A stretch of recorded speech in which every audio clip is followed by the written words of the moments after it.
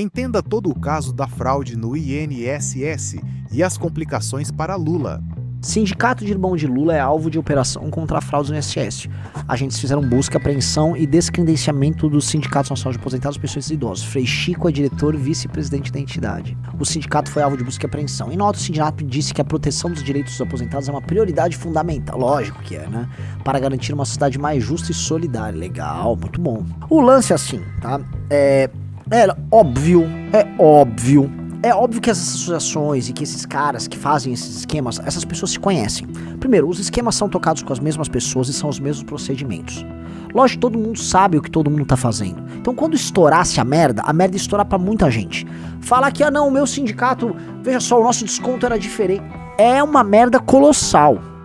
Vocês entenderam o tamanho da ramificação. Vocês estão entendendo que a Polícia Federal pegou um espaço amostral de pelo menos uns 1.300, quase 1.300 pensionistas que foram alvo dessas fraudes.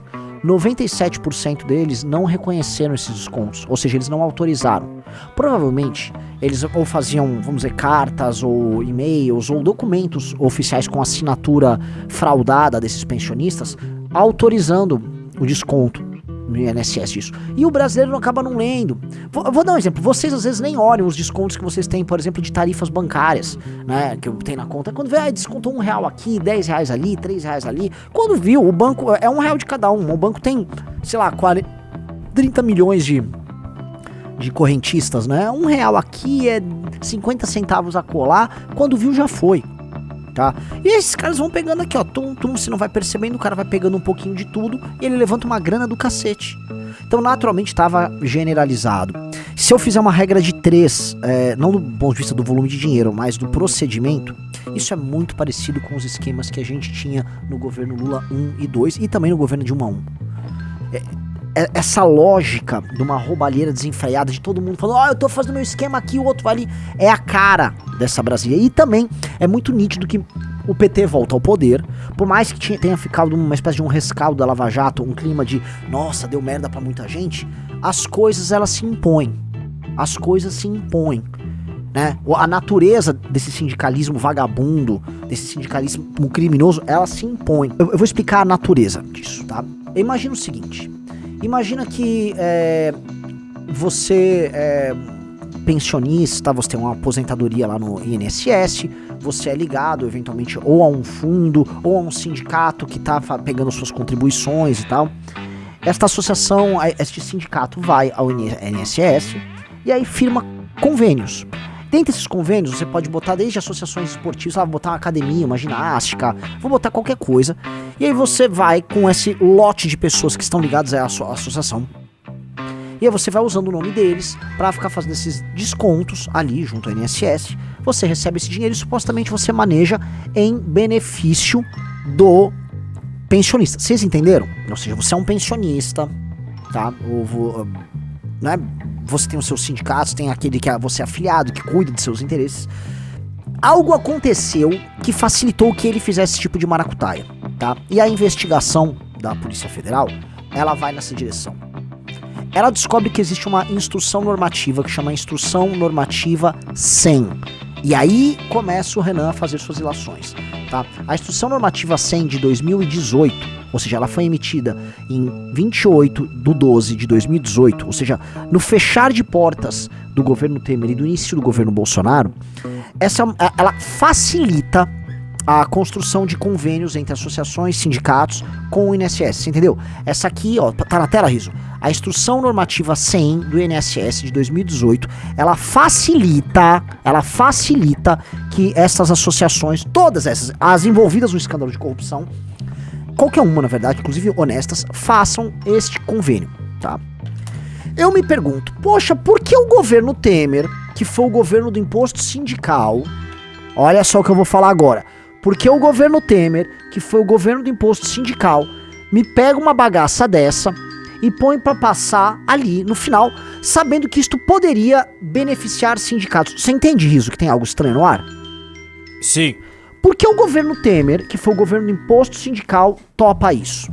A gente já sabe que desde o final, passou a reforma trabalhista, se não me engano, ela passa de 16 para 17 ali, né? Foi o PEC do teto em 16, a trabalhista em 17. Os sindicatos, o Paulinho da Força era um grande aliado do Temer, ficaram pistola. Aquilo acaba com a grana dos caras.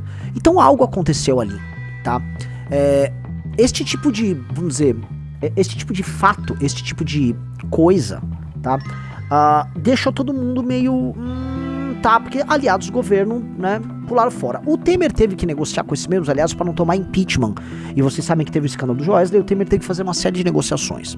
E mais, para passar uma reforma da Previdência, que o governo Temer pretendia passar, e que estava em negociação com o próximo governo, já com o Paulo Guedes, de rodar ainda no fim de 2018, eu sei disso porque o Paulo Guedes entrou em contato comigo no final de 2018 para eu fazer uma ponte com a turma do governo Temer.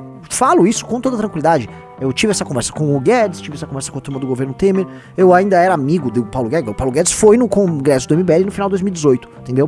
Então havia um interesse ali. Estou falando que este tipo de instrução normativa, veja só, foi feita como um acordo, seja do governo Temer, seja do Paulo Guedes, para passar a Previdência ou para salvar o Temer. Eu não tô falando. Eu tô jogando no ar que é estranho, veja só o que eu vou falar isso. É estranho que isso tenha ocorrido ali no governo Temer e que depois, eu tô procurando isso, aparentemente houve já na gestão do Paulo Guedes uma alteração nessa instrução normativa número 100 que facilitou ainda mais a obtenção desses convênios, entendeu? Eu vou começar esse escândalo, tá, fazendo uma reconstituição desse processo. Podemos eventualmente fazer uma ilação de que isso fazia parte de algum tipo de acordo, de modo a ajudar esses caras que perderam muito espaço ali e também ajudar a obtenção de votos eventualmente para a reforma da Previdência. Mas é estranho, porque o PT fez uma campanha nacional contra a reforma da Previdência e o Centrão, né, sempre precisou de grandes incentivos para isso. E esses fundos, essas associações, esses grupos, nunca foram muito ligados ao Centrão. Uma ou outra era ligada ao Centrão, mas nem todas eram. E quando a gente fala Centrão, a gente já começa a falar de, por exemplo, força sindical, que não é exatamente Centrão, é uma dissidência à esquerda bem volúvel, né? Ela pode estar em praticamente qualquer governo, a.k.a. Solidariedade, Paulinho da Força, certo? A instrução normativa não dá para ser muito defendida. Dentro de um prisma de direita, tá? Facilitar que essas associações, eu tô falando, por exemplo, da CONTAG. Você sabe quem é a CONTAG, né, Riso? Sim. A CONTAG basicamente é uma dessas, é uma da versão rural dessas merdas, que ajuda a alimentar o MST, pra ser bem honesto, tá? Qual era o sentido de um governo de direita como o do Bolsonaro, ou um governo do Temer, ter ajudado ali a CONTAG? Porque a CONTAG fez um monte desses convênios e agora, que entrou no governo do PT, saiu aparentemente, vamos colocar aqui, aparentemente, CONTAG roubou como se não houvesse amanhã, tá? Então, veja só, a CONTAG teve o convênio suspenso. A gente vai citar várias dessas associações, inclusive a do irmão do Lula, mas a gente vamos fazer a reconstituição. Então, algo aconteceu naquele período de 2018 até 2019, entre a emissão dessa instrução normativa e a alteração dela, que ajudaram a turbinar. Ah, mas isso já acontecia antes? Lógico que isso já aconteceu, esses esqueminhas já aconteceram antes, eles foram se intensificando. Então eles se intensificaram, todo mundo, né, aparentemente a própria operação, ela justifica, olha, essa instrução normativa ajudou a acelerar o processo, mas, a coisa estoura. E a coisa estoura quando? Quando, Sr. Rafa Almeida Riso? Lula lá! Quando Lula chega ao poder. Lula chega ao poder, né, tá bem claro, né, de 2022 para 2023, esses valores descontados, essas fraudes aí, né, era de 706 milhões, ela salta já para 1,3, ela praticamente duplica entre 22 e 23, ela aumenta pelo menos uns 40%. E de 23 para 24, ela mais do que duplica. Então, a gente pode falar que o esquema, ele se intensifica em 23 e ele explode em 2024. São anos do governo Lula. Então, havia um esquema endêmico que vinha acontecendo, envolvendo este tipo de associação, envolvendo esse tipo de procedimento. E, já no governo Lula, já com o tal do Alessandro, com o sobrenome italiano, que foi colocado ali, ele era do PSB, do Partido da Tabata Amaral, do dançarino lá, que ele era do PSB, aí ele foi pro PDT do Lupe, ele é a indicação do Lupe, ele é um homem de confiança do Lupe, foi colocado lá, este cara, não sei se fez vista grossa, mas, sejamos honestos, muito provavelmente fez, mas o esquema estoura, pega fogo, e aí os caras começam a descontar valores de aposentadoria de velho, a dar com pau como se não houvesse amanhã. com esses esquemas, inclusive com falsificação de assinatura. Inclusive com falsificação de assinatura. Vocês estão entendendo? Bem-vindo, Joaquim. Então, amigos, o que eu posso colocar, que eu acho que a gente vai abrindo o olho de vocês. Brasília é uma grande prostituta. Quando eu falo Brasília, eu não tô falando você que mora em Brasília, tá? Eu falo o poder. O poder corrupto no Brasil, ele tá ali pra isso. A gente precisa entender quais foram os interesses nessa instrução normativa, quais foram os interesses que permitiram essa válvula de escape para o cometimento desses crimes e para consecução desses esqueminhas, tá? O que levou a isso acontecer? Será? Eu tô jogando aqui como ilação, porque às vezes eu sei mais do que eu tô falando, entendeu? E eu tô só, conjecturando. Será que foi uma compensação? Todo mundo sabe que o lance da contribuição sindical, já no governo Bolsonaro, ficava rodando. Você vai lembrar disso. O STF queria derrubar. Rolou um lobby gigantesco para tentar compensar as perdas do fim da contribuição sindical obrigatória. O PT falava o tempo todo em revogar a reforma trabalhista. Por quê? Porque foi muito dinheiro que parou de abastecer os cofres desses grupos. E aqui me parece que pintou uma válvula de escape ali. E a válvula começou a acelerar. A coisa chegou em 2024 a quase 2,5 bi. Ao todo, o escândalo tem 6,3 bilhões. Já é um escândalo robusto. Cara, 6,3 bilhões, cara. Muita gente ficou multimilionária roubando velho. Bota as associações aí. Então veja só, a Polícia Federal, a investigação, o juiz no caso, suspendeu alguns convênios. Associação dos Aposentados Mutualista para Benefícios Coletivos. Sindicato Nacional dos Aposentados, Pensionistas e Idosos da Força Sindical. O Sindinap. O Sindinap, só pra avisar, parece que isso aí, não sei se foi esse especificamente, mas é um dos mais mencionados, né? Um dos que mais basicamente fraudou e roubou. A Associação dos Aposentados e Pensionistas do Brasil, a Associação dos Aposentados e Pensionistas Nacional, Confederação Nacional dos Trabalhadores da Agricultura, a CONTAG. Gente, a CONTAG é uma máquina de dinheiro ligada à turma do MST, ligada à turma da agricultura familiar. Lembra a história da agricultura familiar? A CONTAG é isso. Aí fica os caras lá falando, não arroz do MST, não arroz do assentamento. Que arroz do assentamento? Vão se fuder. Quando vocês ficam falando de arroz do assentamento, falando em pinga orgânica vendida na lojinha do MST pra algum degenerado com aquele bonezinho vermelho que fica ouvindo Caetano Veloso. Olha só andará, onde andará meu sim senhor. Inventei uma música de Caetano aqui, né? Enquanto o cara tá ouvindo isso e comendo arroz superfaturado do MST, a turma da CONTAG fala, isso, bonitinho, paga aí. Vamos fraudar os velhos, vamos fraudar. E a CONTAG toma ele fraude nos velhos, vão se ferrar. A ponto de ter perdido esse convênio. Aí vamos lá, Universo Associação dos Aposentados e Pensionistas do Regime Geral das Prubbles, União Nacional dos Auxílios de Servidores Públicos, Confederação Nacional dos Agricultores Familiares e Empreendedores, olha a Conafer, que é outra, tá? Isso aí, gente, é suco de esquerda brasileira, se apropriaram aí nessa brincadeira de 6 bilhões, não são apenas esses, mas também esses, aqui são alguns dos principais. PF, a operação acho que foi pegar umas 200 pessoas, foi uma super operação que rolou agora. Pegaram joias, pegaram dinheiro, pegaram carro, pegaram tudo, tá? É uma galera, eu volto a falar, teve gente que ficou multimilionária com essa merda. Fraude no INSS, operação apreendeu Ferrari, relógios de luxo e obras de arte, veja a lista. Imagina você é um sindicalista, você trabalha em uma dessas associações e você tem uma Ferrari. São essas coisas que acontecem no Brasil, né? E tem uma coisa, eu vou agora fazer uma breve reflexão, né? Um cara desses vai morar num condomínio de luxo, os vizinhos dele não sabem quem é esse cara, os vizinhos não sabem o que ele faz, os vizinhos não sabem qual é o negócio dele. Por exemplo, eu conheço, né? Onde mora boa parte de vereadores de cidades aqui de São Paulo interior. Quando eu vejo, né, um vereador de uma cidadezinha pequena no interior morando num puta condomínio, você sabe que é ladrão. Você sabe que é ladrão. O salário do cara não paga. Não tem como o cara bancar isso. O cara tá lá com o Ferrari, aí o que acontece? O cara tá lá com o Ferrari, todo mundo sabe, os vizinhos sabem, o cara matricula o filho numa escola cara, bota, a vida vai rodando, né? Aí vai sair com uma vagabunda, que a vagabunda vai querer sair com o cara porque o cara tem grana, porque é o valor que mede a régua moral do brasileiro, ela é de dinheiro, né? Uma régua no fundo financeira, tá? A régua moral não é nenhuma, então vai sair com uma vagabunda. Vai trocar os dentes, vai ficar bonitão. Vai ficar, isso, vai começar a tomar os remédios. Trocar de terno também. Canela ficar exposta. Sim. Vamos pegar as associações. Vamos lá. Vocês estão entendendo? Ó, o que eu tô fazendo aqui não é nenhuma apuração. Eu tô só juntando os pontos e fazendo uma cronologia, tá? E trazendo interesses difusos. Você vê que certos acordos eventuais que rolaram aí no passado facilitar a consecução dos crimes. E hoje você pega um grupo político que sempre foi voraz na hora de tomar o dinheiro público, o petismo, sindicatos sempre foi voraz, assim, eles são uma nuvem de gafanhoto, sempre foram uma nuvem de gafanhoto. Esses caras vêm já saem fazendo esquema, eles não se aguentam. Você tem que entender, assim, eu vou depois explicar, o Arthur também tem boas histórias sobre isso.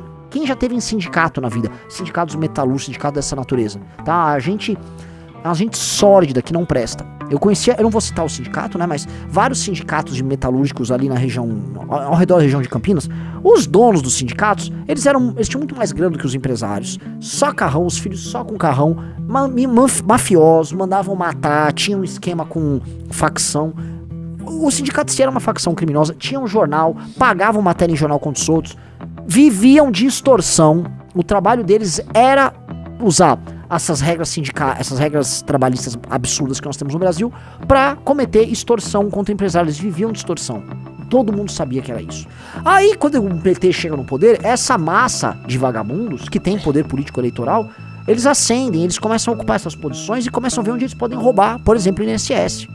Então, essa galera do petismo, essa galera do sindicalismo, é uma nuvem de gafanhoto. Tá? É um bando de gente sórdida. É um bando, assim, é uma corja das mais baixas, tá?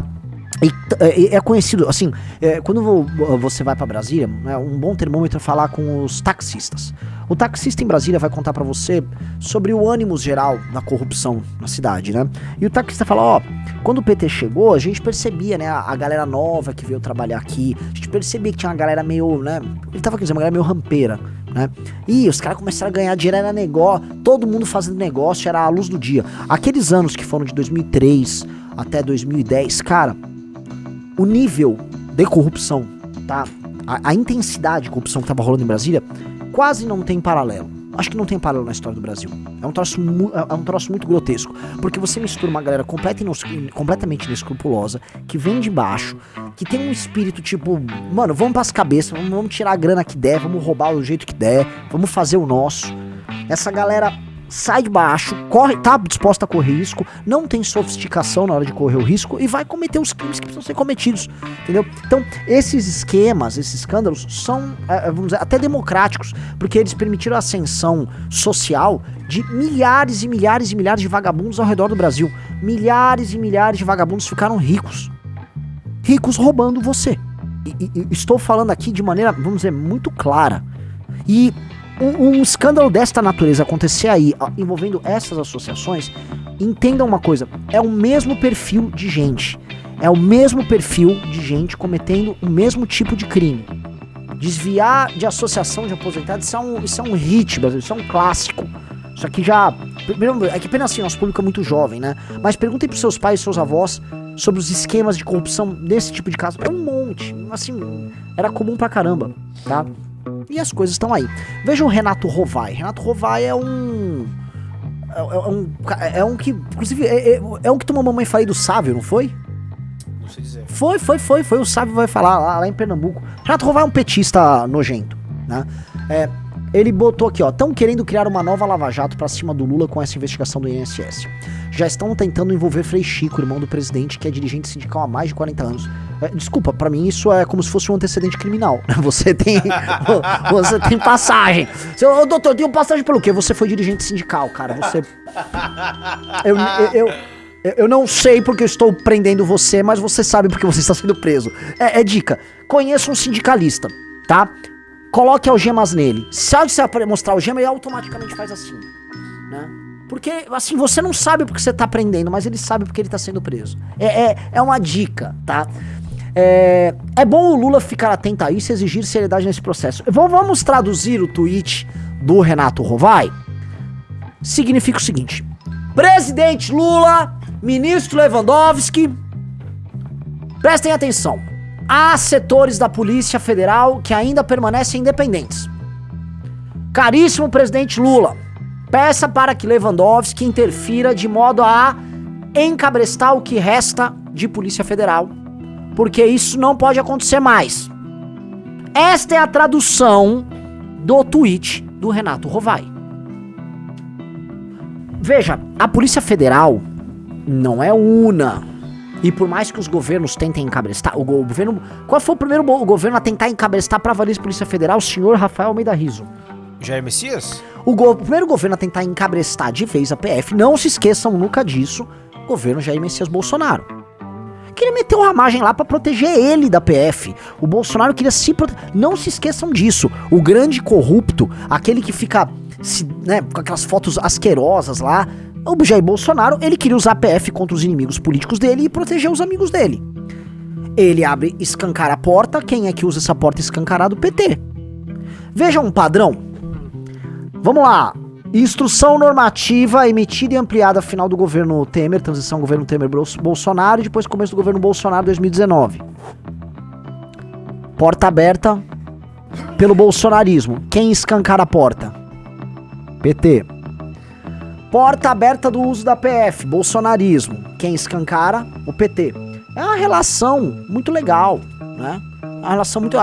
É quase uma relação de parceria, né? Porque assim, são figuras muito bizarras e muito autoritárias. Então o PT olha e fala, pô, o Bolsonaro já arregaçou isso aqui tudo. Tá tudo escancarado. Eu vou abrir mais, eu vou embora.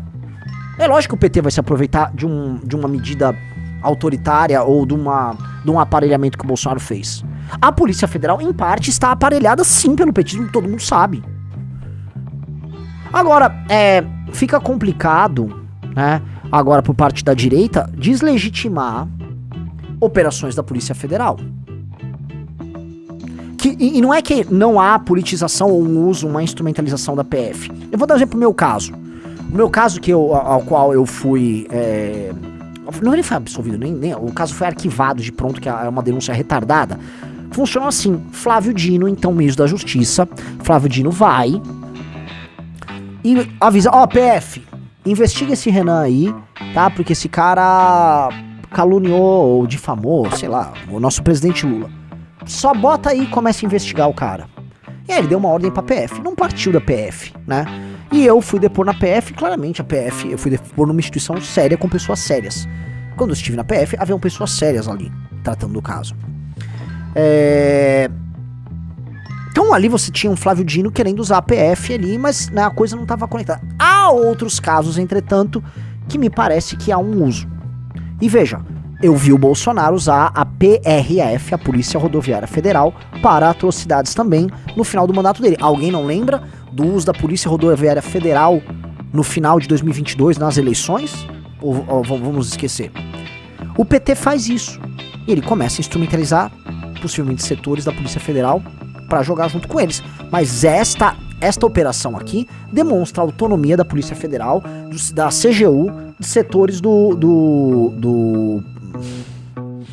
é que ele é ligado ao poder executivo, claro, a Polícia Federal, mas juízes despachando e tal. Ou seja, o Estado funcionou ali. E aí o Estado funciona e se choca aonde? Com os interesses da boa e velha quadrilha petista. Quando há esse choque, o PT olha e, né, cachorro que foi mordido por cobra tem medo até de linguiça. O PT, Lava Jato! Lava Jato!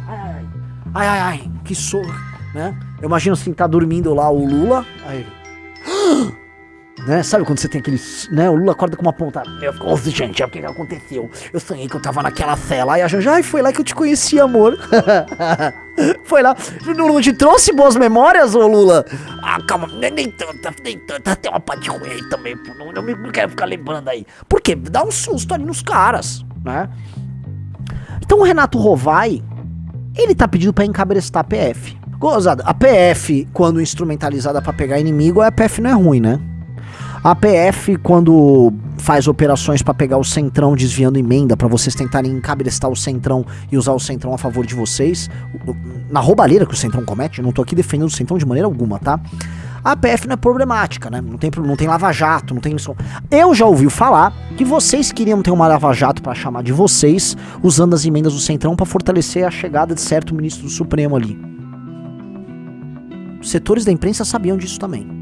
Agora aqui vocês estão... Não, cuidado com essa lava-jato. É complicado, que vocês roubam, assim, vocês roubam demais. Vocês roubam demais. Gostou? Assista ao vivo no canal MB Live TV no YouTube. E se quiser ver mais cortes como este, considere se inscrever e ativar o sininho para não perder os próximos vídeos.